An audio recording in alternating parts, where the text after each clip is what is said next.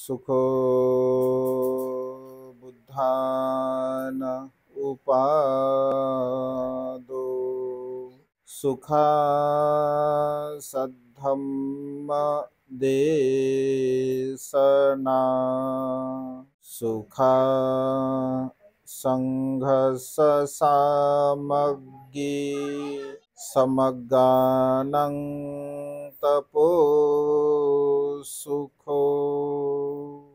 विश्ववंदनीय विश्व शांतिदूत प्रज्ञाशील समाधीचे उद्गाता महान करुणावान करुणेचा सागर तथागत सम्यक संबुद्ध तथागतांचा पावन पवित्र सद्धम्म त्या सद्धम्माचा सातत्याने प्रचार आणि प्रसार करणारा सदा पूजनीय भिक्खू संघ बुद्ध धम्म आणि संघ या महान तीन रत्नाची आम्हा सर्वांना माहिती करून देणारे आम्हा सर्वांचे आधारस्तंभ भारतीय घटनेचे शिल्पकार बोधिसत्व गुणपेतंग डॉक्टर बाबासाहेब आंबेडकर यांच्या धम्मक्रांतीमध्ये शेवटच्या श्वासापर्यंत समर्पित राहतो।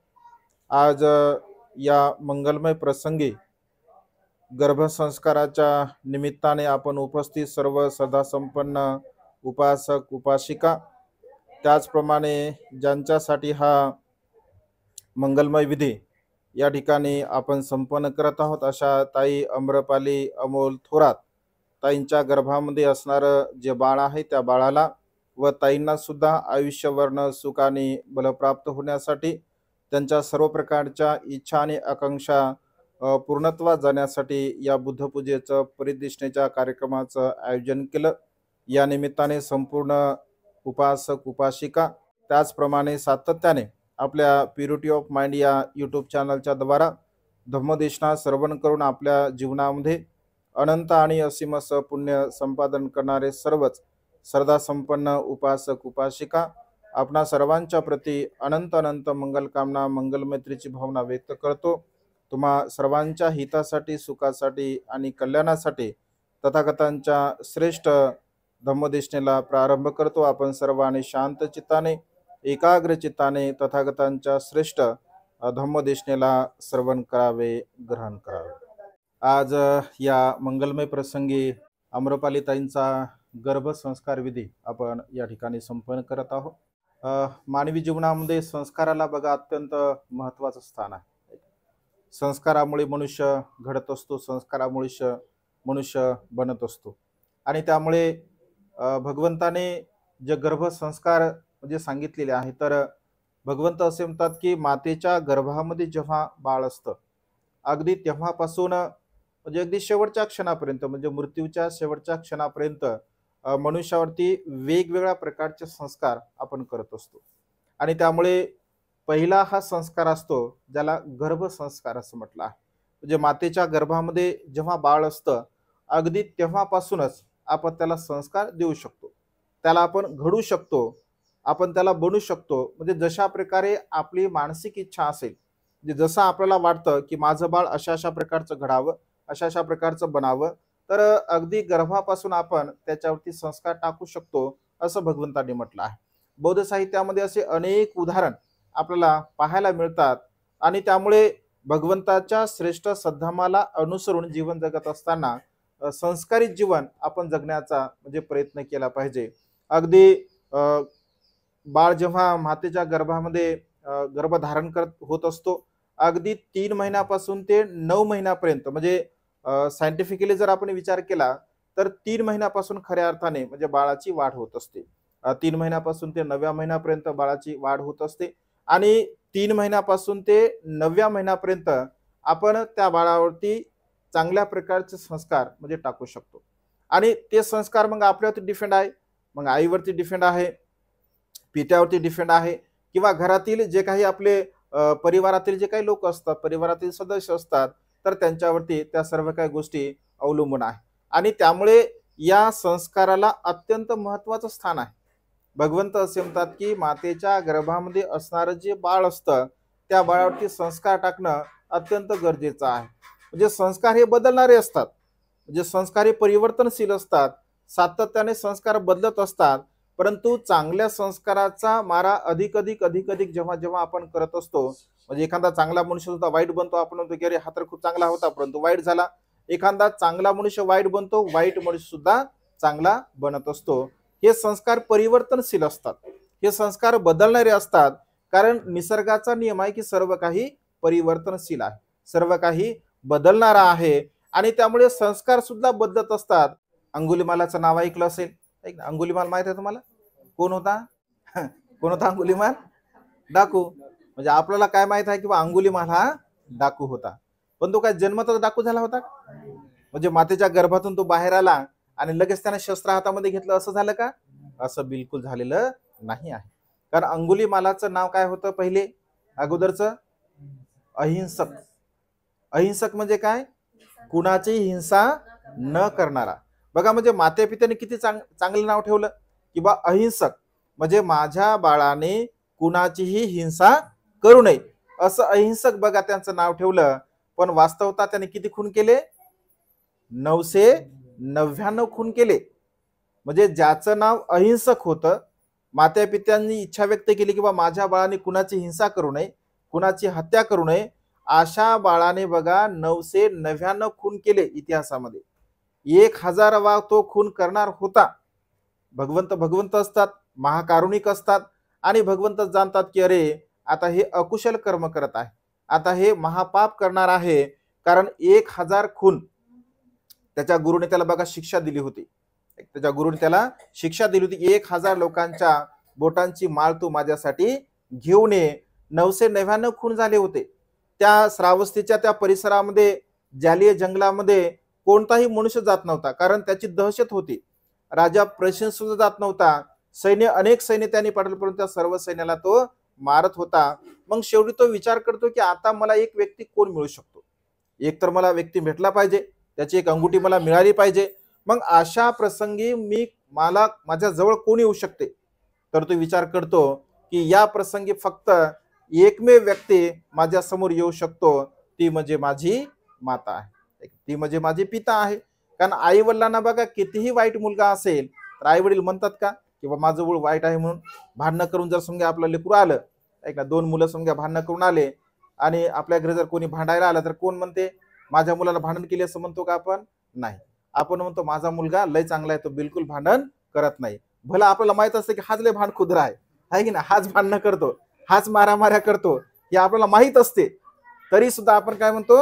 माझा मुलगा लय चांगला आहे. म्हणजे आई वडिलांसाठी मुलं बघा चांगलेच असतात, आहे की नाही?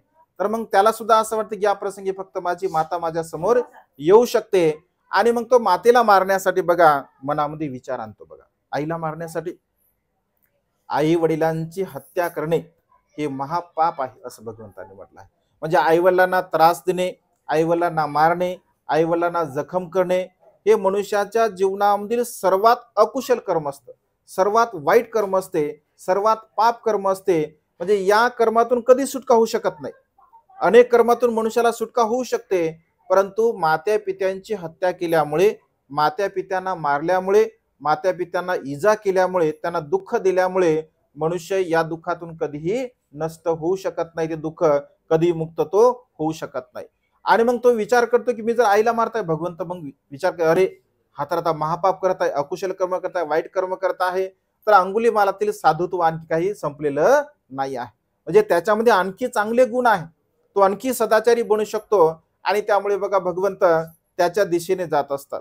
जेव्हा तो भगवंताला पाहतो तर पहिल्यांदा बघा त्याला आश्चर्य वाटते की अरे या बाजूने 10 लोक, 20 लोक, 25 लोक, 50 लोक येऊ शकत नाहीत, हा एकटा साधू मात्र माझ्या दिशेने येत आहे. हा एकतर वेडा असला पाहिजे, कारण याला भीती नाही आहे, हा नक्कीच वेडा असला पाहिजे.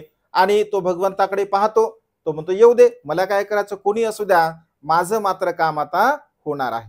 याला मी मारेल आणि त्याचं बोट मी घेईल आणि माझं जी काही प्रतिज्ञा आहे, जी काही माझी गुरुदक्षिणा आहे ती आता पूर्ण होणार आहे. 1000 लोकांची बोट मला पाहिजे आहे, तर याला मी मारेल. अशा प्रकारे तो विचार करतो आणि भगवंताला पकडण्यासाठी तो धावत असतो. बघा भगवंत भगवंत असतो, बघा भगवंत आपल्या बलाच्या द्वारा धावत असतात. आणि तो असं म्हटलंय, साहित्यामध्ये उल्लेख आहे बघा, बुद्ध आणि धम्मग्रंथामध्ये बाबासाहेबांनी जे लिहिलेलं आहे त्याच्यामध्ये हरणाच्या वेगाने, सशाच्या वेगाने बैलांच्या वेगाने म्हणजे पशूंच्या वेगाने धावणारा अंगुलीमाल भगवंत सहज चालत असतात तरी सुद्धा तो काही पकडू शकत नाही.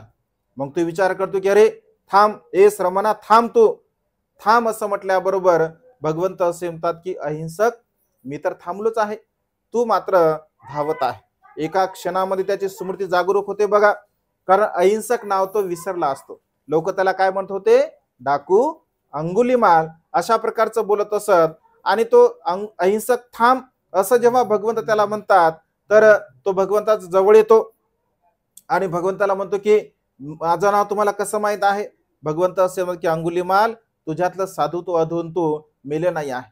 तू मी कशा पद्धतीने धावत आहे, तू कशा पद्धतीने धावत आहे, तर तू मात्र रागाने, द्वेषाने, लोभाने, मोहाने, मीपणाने, क्रोधाने धावत आहे. मी मात्र शांत आहे, मी कुठल्याही प्रकारे धावत नाही आहे असं भगवंत म्हणतात. कधी कधी काय काय पुस्तकामध्ये बघा एक छोटस उदाहरण आपल्याला पाहायला मिळते बघा. ऐक ना, अंगुलीमालाचा म्हणजे धडा असतो बघा. तर त्याच्यामध्ये असं म्हटलं आहे की एका झाडाची पानं तोडण्यासाठी म्हणजे त्याला सांगितलं जातं, तो झाडाची पानं तोडून आणतो आणि पुन्हा भगवंत असे म्हणतात की जा आता ही पानं तू त्या झाडाला जोडून दे. तर तो म्हणतो असं कसं शक्य आहे, एकदा जर झाडाची तोडलेली पानं पुन्हा आपण चिपकू शकतो का, पुन्हा आपण लावू शकतो का, लावू शकत नाही. का लावू शकत नाही, कारण हे सत्य होऊ शकत नाही, ती गोष्ट अशक्य आहे. तर भगवंत असे म्हणतात की अंगुलीमाल जर म्हणजे तोडलेली वस्तू किंवा तोडलेली पानं जर जोडू शकत नाही तर तू तोडण्याचं काम का करतो, तू लोकांची हत्या का करतो, तू लोकांना का मारतो, अशा प्रकारचं अकुशल कर्म तू का करतो. म्हणजे अगदी थोडक्यामध्ये बघा भगवंत त्याला उपदेश करत असतात. पूर्व पुण्य असते बघा, त्याचं असीम पुण्य असतं. भगवंताचा अगदी थोडासा उपदेश तो श्रवण करतो, फार काही भगवंताने त्याला उपदेश नाही दिला. कारण बघा अहिंसक अत्यंत हुशार असतो, बुद्धिमान असतो. शाळेमध्ये सर्वात हुशार तो विद्यार्थी असतो, परंतु गुरुच्या चुकीमुळे किंवा शंका कुशंका मनामध्ये निर्माण झाल्यामुळे गुरु त्याला बघा शिक्षा देत असतात. तो भगवंताच्या तात्काळ उपदेशाला जाणतो, हत्यार सोडून देतो, भगवंताच्या शरण जातो आणि भगवंताच्या शरण गेल्यानंतर भगवंत बघा त्याला भिक्षू बनवतात. तो भिक्षू बनतो, तो भंते बनतो आणि भिक्षू बनल्यानंतर मग अनेक दिवसापर्यंत तो भगवंताने सांगितलेल्या उपदेशाला अनुसरून जीवन जगतो, ध्यान मनन चिंतन करतो, अभ्यास करतो आणि बघा अरहंतापैकी एक होतो, म्हणजे अरहंत होतो, दुःखमुक्त होतो. आणि मग एक वेळेस तो श्रावस्तीमध्ये भिक्षाटन पात्र घेऊन भोजन मागण्यासाठी जात असतो. तर भिक्षाटन करत असताना लोक त्याला ओळखतात की अरे हा तर अंगुलीमाल आहे. कोणी म्हणते याने माझ्या पित्याला मारलं, कोणी म्हणते याने माझ्या मातेला मारलं, कोणी बहिणीला मारलं, भावाला मारलं, माझ्या परिवारातील व्यक्तीला मारलं. आणि त्यामुळे बघा लोक त्याला दगडाने मारतात, विटाने मारतात, काठ्याने मारतात. अंगुलीमालांचा चिवर लोक फाडतात, त्यांचं पात्र सुद्धा फुटून जातं आणि तो तशाच अवस्थेमध्ये रक्तभंबाळ अवस्थेमध्ये बघा भगवंताकडे येत असतो. भगवंत म्हणतात की अंगुलीमाल हे तू सहन कर, हे सहन कर. का सहन कर, कारण तू पूर्व केलेले जे काही अकुशल कर्म आहे, वाईट कर्म आहे, पाप कर्म आहे, त्या पाप कर्माचा हा परिणाम आहे, विपाक आहे. कारण त्याने अनेक लोकांना मारलं होतं, अनेक लोकांची हत्या केली होती आणि त्यामुळे तू सहन कर असं भगवंत म्हणतात. तो सहन करत असतो बघा. अशा प्रकारचा डाकू अंगुलीमालामध्ये भगवंताने बघा परिवर्तन केलेलं आहे. कशामुळे, बुद्ध तत्वज्ञानाच्या द्वारा. कारण मनुष्य हा स्वभावता म्हणजे सारखा राहत नाही बघा. चांगले संस्कार सुद्धा मनुष्याचे बदलत असतात आणि वाईट संस्कार सुद्धा मनुष्याचे बदलत असतात. चांगलाही मनुष्य कधी कधी वाईट मार्गाला लागत असतो आणि वाईट मार्गाला लागलेला मनुष्य कधी कधी चांगल्या मार्गाला सुद्धा लागत असतो. कारण हे परिवर्तनशील आहे, हे सर्व काही बदलणार आहे. चांगला माणूस सुद्धा बदलतो, वाईट माणूस सुद्धा बदलत असतो. आपल्यामध्ये जर धम्म बीज निर्माण झालं, आपलं जर पुण्यकर्म, आपलं जर कुशल कर्म, आपलं जर चांगलं कर्म जर फळास आलं तर तात्काळ क्षणामध्ये बघा आपल्याला त्याचं फळ म्हणजे प्राप्त होत असते. सगळे मनुष्य सारखेच नसतात बघा. वाईट मनुष्य वाईटच असेल असं नाही आहे, किंवा चांगला मनुष्य चांगलाच असेल असं नाही आहे. तर अंगुलीमाल आपल्याला डाकू माहित आहे, परंतु डाकू तर होता, पण भगवंताच्या सहवासामध्ये आल्यामुळे बघा तो अरहंत झाला, तो दुःखमुक्त झाला. एवढंच नव्हे तर एका प्रसंगी बघा, जे आता आपण परितदेशना घेतली आणि परितदेशना घेत असताना बघा आपण अंगुलीमाल सुत्ताचा म्हणजे पाठ केला आहे. तर एकदा बघा अंगुलीमाल म्हणजे नगरामध्ये जात असतो भिक्षाटन करत असताना, तर एक भगिनी म्हणजे प्रसूतीच्या वेदनेमध्ये, म्हणजे तिला बाळ प्रसूतीच्या वेदना होत असतात आणि बाळ काही जन्मास येतच नाही, तिला खूप त्रास होतो, ती आक्रोश करत असते आणि तो पाहतो हे दुःख, ती रडत असते, आक्रोश करत असते, क्रंदन करत असते. तर पाहिल्यानंतर अंगुलीमालला खूप दया येते, पण तो त्याला असं वाटतं की नेमकं आपण काय करावं. तो तशाच अवस्थेमध्ये बघा भगवंताकडे रिटर्न येतो आणि भगवंताकडे रिटर्न आल्यानंतर, परत आल्यानंतर तो भगवंताला सर्व काही सांगत असतो की भगवान, अशा अशा प्रसंगी अशा अशा प्रकारचा प्रसंग मी बघितलेला आहे. मग भगवंत म्हणतात की तू काय केलं त्या प्रसंगी. तर तो म्हणतो भगवान मी तर काहीच नाही केलं, मी तर वापस आलो. भगवंत म्हणतात की पुन्हा तिथे जा आणि त्या मातेच्या प्रती, त्या भगिनीच्या प्रती तू मंगल मैत्रीची भावना कर. मग तो पुन्हा जात असतो आणि पुन्हा गेल्यानंतर बघा तिथे तो असा पाठ करतो, असं वचन म्हणतो की हे भगिनी, मी जेव्हापासून या आर्य धम्मामध्ये आलो, म्हणजे जेव्हापासून मी काश्या वस्त्रामध्ये आलो, चिवरामध्ये आलो, तेव्हापासून माझ्या कधीही कायने, वाचेने आणि मनाने मी अकुशल कर्म केलं नाही. कारण मी जेव्हापासून भिक्षू झालो बघा, तेव्हापासून मी कधी प्राण्यांची हिंसा केली नाही, मी कधी चोरी केली नाही, मी कधी अकुशल कर्म केलं नाही, मी कधी खोटं नाही बोललो, निंदनाच नाही केली, चहाडी चुकली नाही केली, व्यर्थ बडबड नाही केली. मी कुठल्याही प्रकारचं माझ्या कायने, वाचेने आणि मनाने बघा अकुशल कर्म, वाईट कर्म केलं नाही. जेव्हापासून मी भिक्षू झालो तेव्हापासून मी कुठलंच कर्म नाही केलं. या सत्यवचनाने, या कुशल कर्माने तुझं जय मंगल हो, तुझ्या बाळाचं जय मंगल हो, तुझं कल्याण हो, अशा प्रकारचा पाठ बघा अंगुलीमाल म्हणते त्या ठिकाणी करत असतात. आणि थोड्या वेळामध्ये त्या मातेला, त्या भगिनीला प्रसूती म्हणजे वेदना रहित त्या ठिकाणी ती बाळाला जन्म देत असते. आणि तेव्हापासून मग जेव्हा जेव्हा गर्भसंस्काराचे कार्यक्रम असतात, तर तेव्हा त्या त्या कार्यक्रमासाठी आपण अंगुलीमाल सुत्ताचा बघा पाठ करत असतो. एवढंच नव्हे तर अंगुलीमाल हा म्हणजे भगवंताने मैत्रीमध्ये अग्रस्थान त्याला दिलं आहे. भगवंत असं म्हणतो की भिक्षूंनो, माझ्या संपूर्ण भिक्खू संघामध्ये मैत्री भावनेमध्ये जर अग्र कोणता व्यक्ती असेल तर तो म्हणजे अंगुलीमाल आहे. बघा कल्पना तर करा थोडीशी, ज्या व्यक्तीने 999 लोकांना मारलं, 999 लोकांची हत्या केली, अशा प्रकारचा व्यक्तीला भगवंत मैत्रीमध्ये अग्र म्हणतात. म्हणजे बघा त्याचं किती पुण्य असेल. कारण अगोदर तर तो पुण्यवान होताच, सिलवान होता, सदाचारी होता, गुणवान होता, परंतु मधल्या काळामध्ये मार्ग तो भटकला होता. आणि मधल्या काळामध्ये मार्ग भटकल्यामुळे त्याने अकुशल कर्म केलं, वाईट कर्म, पाप कर्म केलं आणि पुन्हा उतरत्या काळामध्ये पुन्हा तो बघा बुद्धाला शरण गेला आणि बुद्धाला शरण गेल्यामुळे त्याचं जीवन बघा पूर्णपणे मंगलमय झालं. आज अरहंतापैकी तो एक झाला. केवळ अंगुलीमाल म्हणजे डाकू होता एवढंच नव्हे, तर अरहंतापैकी तो एक होता, अरहंत भिक्खू होता, मैत्रीमध्ये अग्र भिक्खू होता. म्हणजे अशा प्रकारे बघा या अंगुलीमालाचं जीवन चरित्र आपल्याला पाहायला मिळते. म्हणजे परिवर्तनशीलता सर्व काही सिद्धांत भगवंताचा आहे, सर्व काही बदलणार आहे. कारण संस्कार हे सारखेच नसतात, संस्कार हे परिवर्तनशील असतात. परंतु आपण जर चांगल्या प्रकारचे संस्कार देण्याचा प्रयत्न केला, म्हणजे आपलं जे नैतिक कर्तव्य आहे ते नैतिक कर्तव्य आपण करण्याचा जर प्रयत्न केला, तर नक्कीच बघा त्याचा लाभ आपल्या जीवनामध्ये होत असतो. भगवंत असे म्हणतात की संस्कार अगदी लहानपणापासून आपण दिले पाहिजे, म्हणजे गर्भापासूनच दिले पाहिजे संस्कार. पण जसं जसं तो बाळ मोठं मोठं होत असेल तशा तशा पद्धतीने त्याला आपण आपल्या पद्धतीने संस्कार देण्याचा प्रयत्न केला पाहिजे. कारण ओल्या लाकडाला जर आपण वाकवलं, ऐक ना, ओल्या लाकडाला जर आपण वाकवलं तर ते सहज आपण वाकू शकतो. पण जर लाकूड जर सुकलं तर वाकू शकतो का आपण? वाकू नाही शकत. काय होते? ऐक ना, तुटून जाते लाकूड. अगदी तशाच प्रकारे बघा लहान मुलांना जर आपण सांगितलं की बाळ असं करू नको, तसं करू नको, तर ते ऐकतं. आणि मोठं झाल्यानंतर मग आपण काय म्हणतो व्यवहारामध्ये, आता जरा मोठा झाला तो, आता लेकरं काय आमचं ऐकत नाही. म्हणजे आता आपल्या व्यवहारिक भाषेमध्ये असं म्हणतो आपण की आता लेकरं आपल्या हाताबाहेर गेले म्हणतात, म्हणजे आता काही ते ऐकत नाही आहे. म्हणजे बघा संस्कार जर चांगले असतील तर मनुष्याचं जीवन बघा नेहमी चांगलंच असते. बाबासाहेब सुद्धा संस्काराच्या बाबतीमध्ये बघा एक उदाहरण देतात. बाबासाहेब असं म्हणतात, दोन स्त्रियांचं बाबासाहेब उदाहरण देतात. बघा संस्कार किती महत्वपूर्ण आहे. बाबासाहेब असं म्हणजे समजून घ्या, दोन स्त्रियांचं उदाहरण देतात बाबासाहेब. एक स्त्री अशी आहे की जी संस्कारी आहे, सिलवान आहे, हुशार आहे, बुद्धिवान आहे, ज्ञानी आहे, प्रज्ञावान आहे. आणि अशा प्रकारची स्त्री जेव्हा तिच्या गर्भामध्ये बाळ असतं तर ती अशा प्रकारचा विचार करेल की माझ्या गर्भामध्ये असणारे जे बाळ आहे, माझ्या गर्भामध्ये असणाऱ्या बाळाला मी मोठं बनवेल, ज्ञानी बनवेल, विद्वान बनवेल.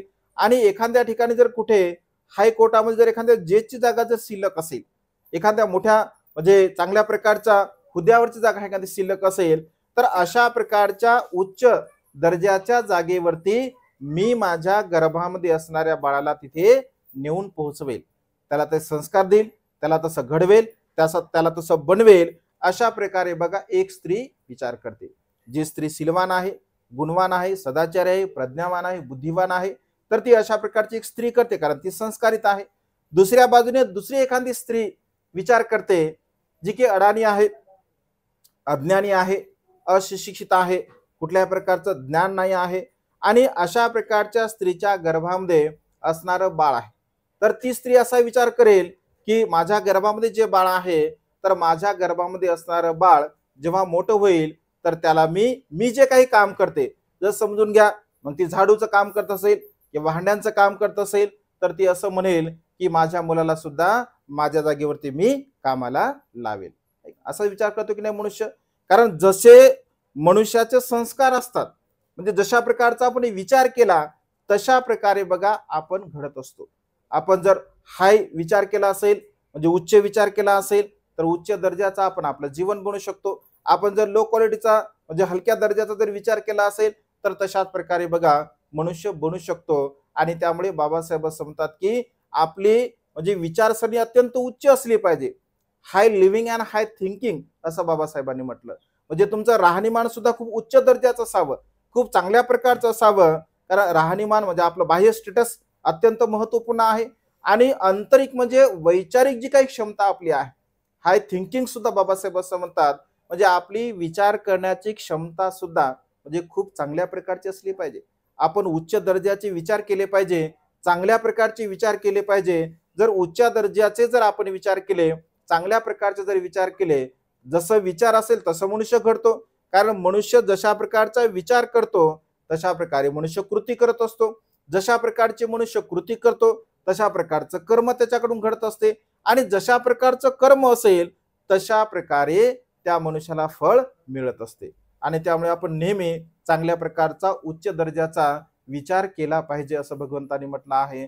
बाबासाहेब सुद्धा असं म्हणतात की आपण उच्च दर्जाचा विचार केला पाहिजे.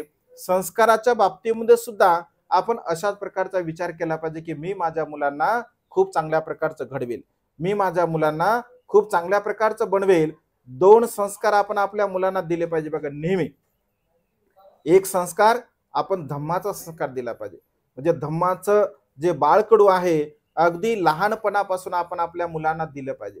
बाबासाहेबांना प्रश्न केला होता एका पत्रकाराने की तुम्ही बौद्ध धर्माकडे केव्हा वळाले, तर बाबासाहेब असं म्हणतात, लोकांना असं वाटतं की आता अलीकडच्या काळामध्ये मी बौद्ध धर्माचा स्वीकार करत असल्यामुळे मी बौद्ध धर्माकडे वळालो, असं काही लोकांना वाटतं, परंतु ही साफ खोटी गोष्ट आहे. मी आता हल्लीच बौद्ध धर्माकडे वळालो असं बिलकुल नाही आहे. तर अगदी लहानपणापासूनच माझी धार्मिक प्रवृत्ती होती. माझे माता पिता अगदी धार्मिक होते, कारण बाबासाहेबांचे वडील कबीरपंथी होते. त्यांच्याकडे नेहमी सकाळ संध्याकाळ पूजा होत असे, वंदना होत असे, दोह्यांचं पठण होत असे. बाबासाहेब म्हणतात की लहानपणापासून ते संस्कार माझ्यावरती होते, कारण संध्याकाळची दोह्याचं पठण जोपर्यंत होत नाही तोपर्यंत आम्हाला भोजन सुद्धा मिळत नसे. सकाळचं आमच्याकडे जेव्हा पठण होत नसे तोपर्यंत आम्हाला काही खायला मिळत नसे. म्हणजे त्या धार्मिक संस्कारामध्ये अगदी लहानपणापासून मी आहे. आणि जेव्हा मी मॅट्रिकची परीक्षा पास झालो, तर तेव्हा मला एक केळुस्कर गुरुजी नावाचे गुरुजी होते, तर त्यांनी मला बुद्धांचं चरित्र भेट म्हणून दिलं होतं. मी जेव्हा ते बुद्धांचं चरित्र वाचलं, तर बुद्धांचं चरित्र वाचलं तेव्हापासून माझं मन हे बुद्धाकडे वळालं. अगदी तेव्हापासून बुद्धांच्या प्रती माझ्या मनामध्ये श्रद्धा होती. म्हणजे अगदी लहानपणापासून बघा बाबासाहेब बुद्धांना मानत होते, बुद्धांच्या विचाराला मानत होते, बुद्धांच्या तत्वज्ञानाला बाबासाहेब मानत होते. आणि त्यामुळे बाबासाहेब समजतात की हल्ली मी बौद्ध धर्माकडे वळालो असं बिलकुल तुम्ही समजू नका, कारण माझी धार्मिक प्रवृत्ती ही अगदी लहानपणापासूनच आहे. कारण लहानपणापासून माझ्यावर तशा प्रकारचे संस्कार झाले आहे. त्या संस्कारामुळे बघा बाबासाहेब धार्मिक होते, आणि शेवटी बाबासाहेबांनी बौद्ध धर्माचा स्वीकार केला 1956 साली. म्हणजे एखादी गोष्ट जोपर्यंत आपल्याला समजत नाही, त्या गोष्टीचं आपण ज्ञान आत्मसात करत नाही, किंवा ती गोष्ट परिपूर्ण जर आपल्याला समजली नाही, तर आपण लेकरांना कसं काय सांगणार आहे? आपण लेकरांना सांगू शकत नाही. आणि त्यामुळे पहिली गोष्ट तर माता पिता धार्मिक असले पाहिजे. माता पित्यांमध्ये धम्म असला पाहिजे. जर माता पिता धार्मिक असतील तर मुलं धार्मिक होतील, आहे की नाही? नाहीतर मग ते एक मन आहे बघा, आडात नसेल तर, आहे की नाही? मन आहे की नाही? आडात जर नसेल तर पोऱ्यात येते का? पोऱ्यात काही येणार नाही. मग आडामध्ये आपण कितीही टाकलं तर पोऱ्यामध्ये काही येऊ शकत नाही. म्हणजे अगदी माता पिता जर धार्मिक नसतील, ऐक ना, माता पित्यांना जर बुद्ध धम्म समजत नसेल, माता पित्यांना जर बाबासाहेब समजत नसेल, बाबासाहेबांचे विचार समजत नसतील, तर मुलांवरती ते संस्कार होऊ शकतात का? होऊ शकत नाहीत. आणि त्यामुळे अगदी माता पिता धार्मिक असले पाहिजे. माता पिता जशा प्रकारचे धार्मिक असतील तर आपले मुलं बाळ सुद्धा धार्मिक होऊ शकतात. संतांचं वचन आहे बघा, आहे की नाही? शुद्ध बीजापोटी फळे रसाळ गोमटी. ताईले हुशार दिसायला हवं. शुद्ध बीजापोटी फळे रसाळ गोमटी, आहे की नाही? म्हणजे बीज जर शुद्ध असेल, आहे की नाही, बीज जर शुद्ध असेल फळ गोमटी राहणार का नाही बघा. तुम्ही जर कडुलिंबाचं बी लावसाल आणि म्हणसाल मला आंबा पाहिजे, तर असं होऊ शकते का? असं काही होऊ शकत नाही. ज्यांना आंबा पाहिजे तर त्यांनी आंब्याचं बी लावलं पाहिजे, ज्यांना कडुलिंब पाहिजे त्यांनी कडुलिंबाचं बी लावलं पाहिजे, आहे की नाही? जशा प्रकारचे आपले संस्कार असतात बघा, तशा प्रकारचे आपलं मुलं बाळ सुद्धा बघा घडत असतात, आहे की नाही? म्हणजे शेतकऱ्याप्रमाणे मातेची आणि पित्यांची जबाबदारी असते बघा. आपण सुद्धा शेतकरी आहोत एक प्रकारे.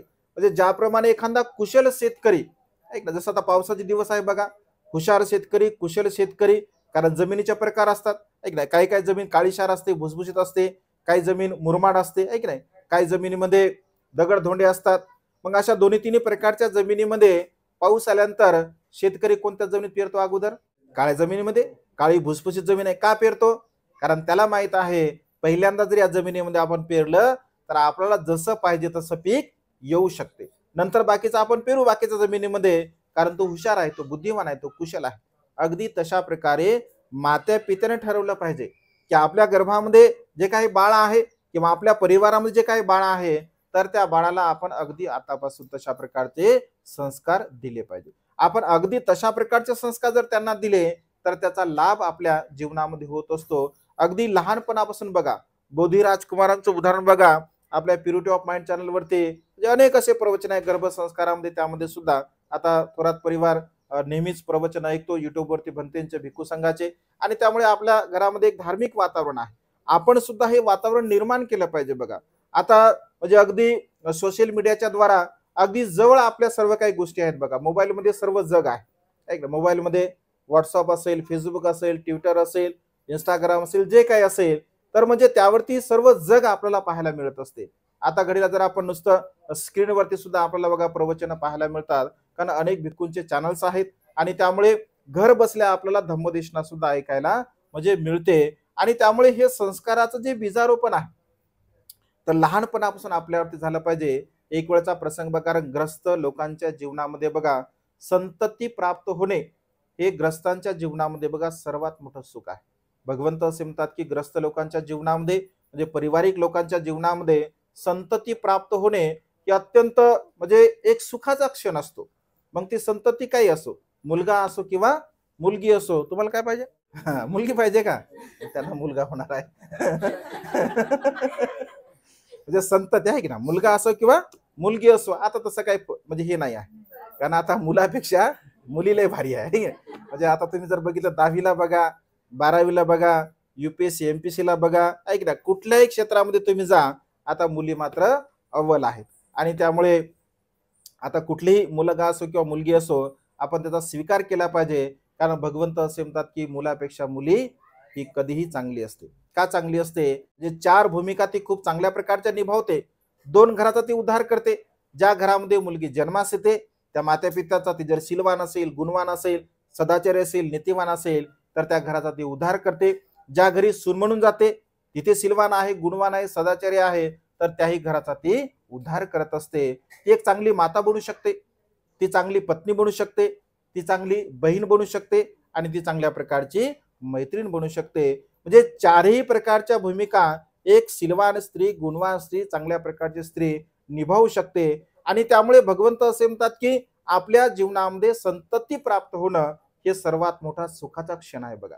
आपल्या परिवारामध्ये संतती निर्माण होणे. कधी कधी बघा परिवारामध्ये असे अनेक लोक आपण बघतो, आपल्या परिवारामध्ये बघा असे अनेक परिवार आपल्याला पाहायला मिळतात की ज्यांच्याकडे संतती नसते आणि त्यामुळे ते दुःखी असतात, कष्टी असतात, बेचैन असतात.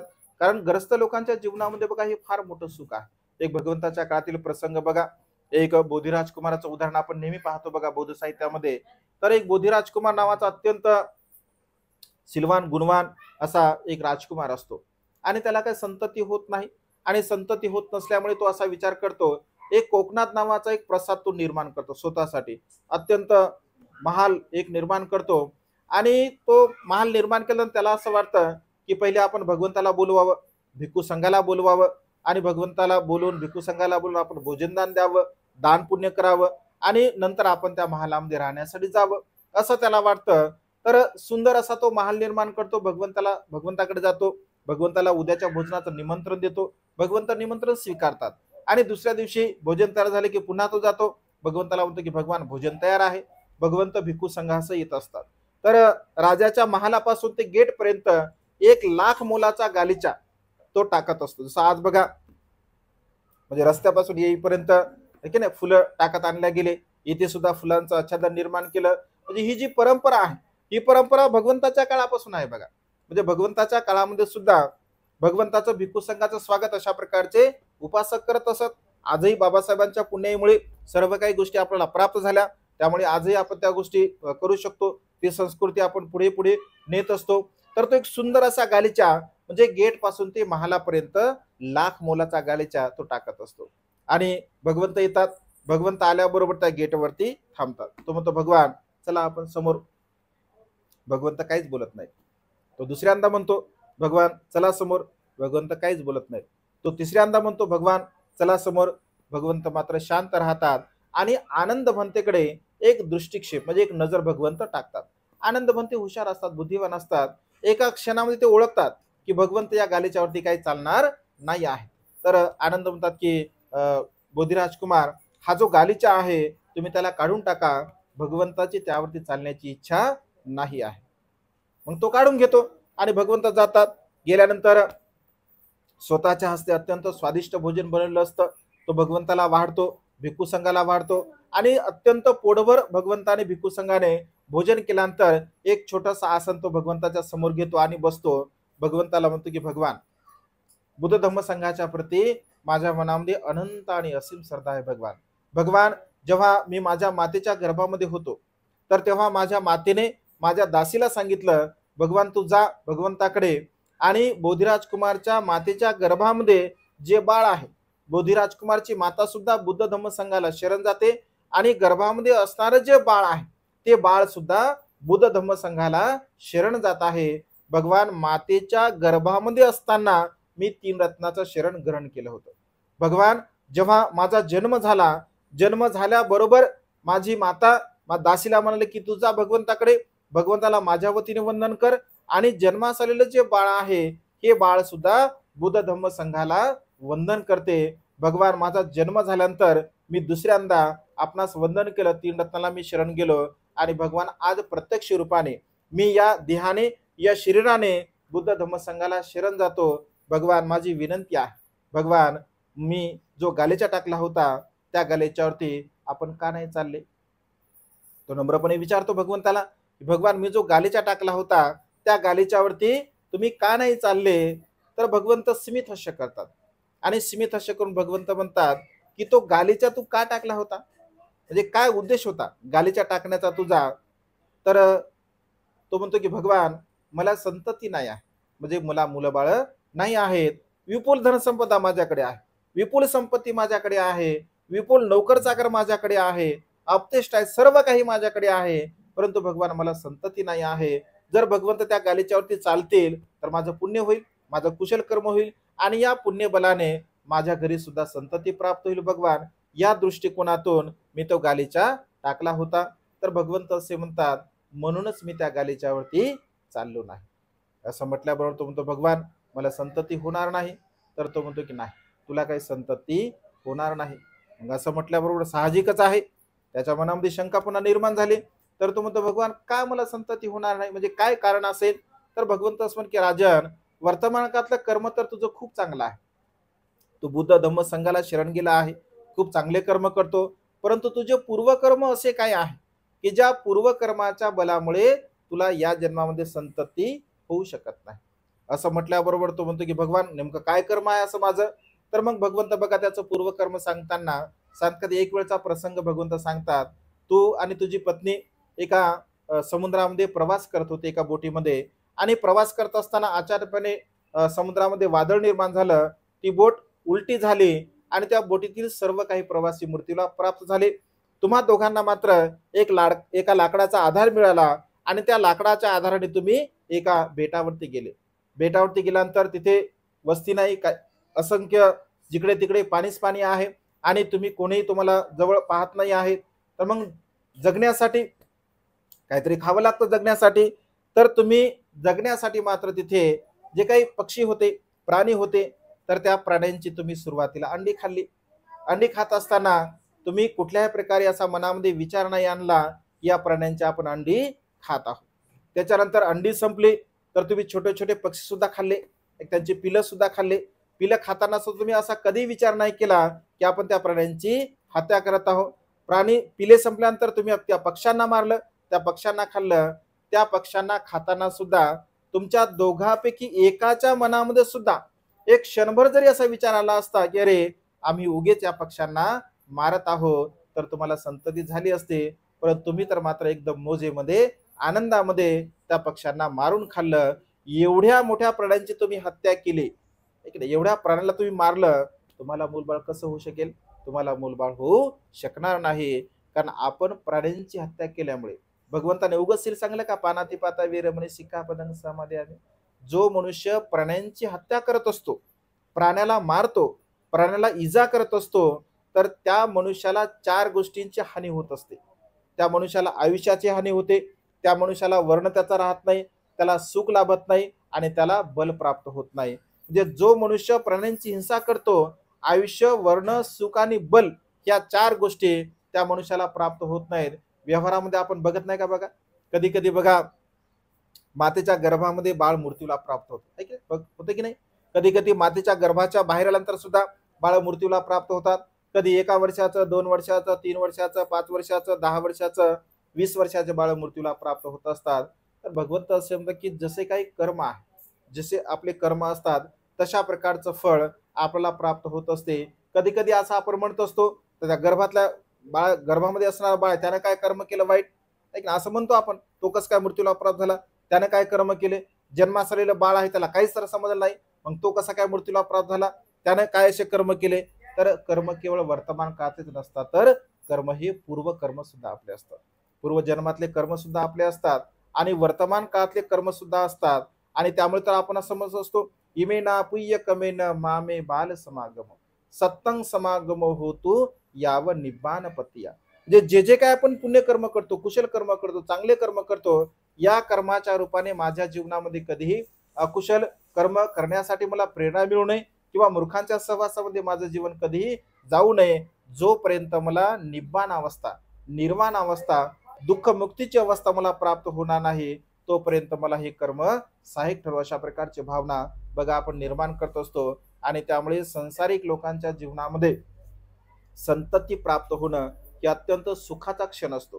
ते आपलं स्वतःचं कुशल कर्म असतं, स्वतःचं पुण्यकर्म असते आणि त्यामुळे मुलगा असो किंवा मुलगी असो, आपल्याला संतती होणं हेच महान पुण्य बघा आपलं असतं.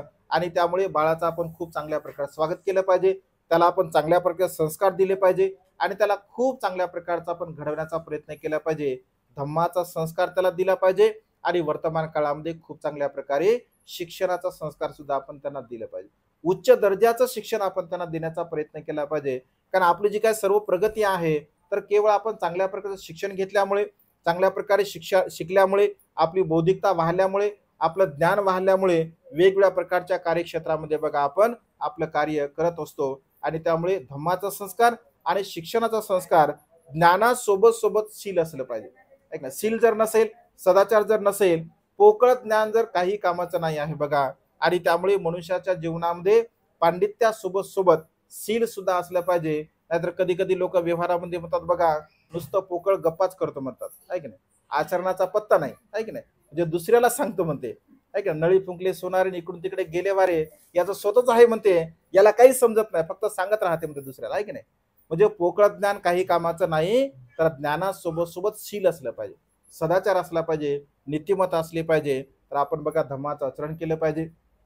बाबासाहेबांच्या पुण्याईमुळे बघा हा पवित्र धम्म आपल्याला प्राप्त झाला बघा.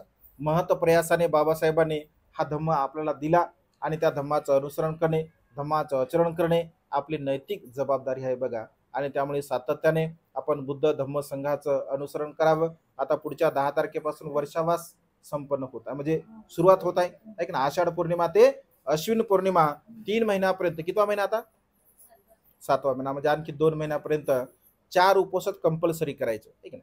पौर्णिमा असेल, अमावस्या असेल आणि अष्टमी असेल, महिन्यातले 4 उपवास करायचे. त्या दिवशी 8 शिलाचं आपण पालन करायचं असते बघा, आहे की नाही. म्हणजे उपवासशील धारण करत असताना आपल्या जीवनामध्ये खूप मोठा लाभ आपल्याला होत असतो बघा. आयुष्य, वर्ण, सुख आणि बल ह्या 4 गोष्टी आपल्याला प्राप्त होत असतात. आणि त्यामुळे ज्यांना असं वाटतं की मला खूप सुख पाहिजे आहे, तर त्यांनी वर्षावासाच्या कालावधीमध्ये 4 उपवास केले पाहिजे, ऐक ना. पौर्णिमा असेल, अमावस्या असेल, अष्टमी असेल, 2 अष्टमी असतात, एक शुक्ल पक्षाची, एक कृष्ण पक्षाची, पौर्णिमा आणि अमावस्या, या 4 दिवसाचं उपवासशील बघा आपण पालन केलं पाहिजे. उपवासशील पालन केल्यामुळे सुद्धा आपल्याला खूप लाभ होत असतो. वर्षावासा कालावधीमध्ये आपल्या नजदीक जर विहार असेल, तर विहारामध्ये आपण प्रवचन ऐकलं पाहिजे, ग्रंथ ऐकला पाहिजे. जर विहार नाही आहे, तर आपल्या घरी बुद्धाने त्याचा धम्मग्रंथ वाचन केलं आपण केलं पाहिजे वर्षावासा कालावधीमध्ये 3 महिन्यापर्यंत. कारण जेवढे जेवढे आपण चांगले संस्कार आपल्या स्वतःवरती करण्याचा प्रयत्न करू, तेवढं तेवढं आपलं जीवन बघा दुःखमुक्तीच्या मार्गाकडे वाटचाल करत असते. आणि त्यामुळे आज एक महान आणि असीम असं पुण्य थोरात परिवाराने केलं ताईंच्या गर्भ संस्काराच्या निमित्ताने. तर आज या मंगलमय प्रसंगी अमरपाली अमोल थोरात ताईंच्या गर्भामध्ये असणारे जे बाळ आहे, या बाळाला सुद्धा, थोरात परिवारांना सुद्धा व तुम्हा सर्वांना सुद्धा तुमच्या जीवनामध्ये सुख, समाधान, आयुष्य, वर्ण आणि बल प्राप्त हो. तुम्हा सर्वांच्या इच्छा आणि आकांक्षा ढगातून मुक्त झालेला शीतल चंद्रमाप्रमाणे पूर्णत्वात जाऊ, अशा प्रकारची मंगलमय आणि उदात कामना या ठिकाणी व्यक्त करून ही धम्मदेशना संपन्न करतो. सर्वांचं मंगल हो, सर्वांचं कल्याण हो, सर्वांना दीर्घायुष्य लाभो.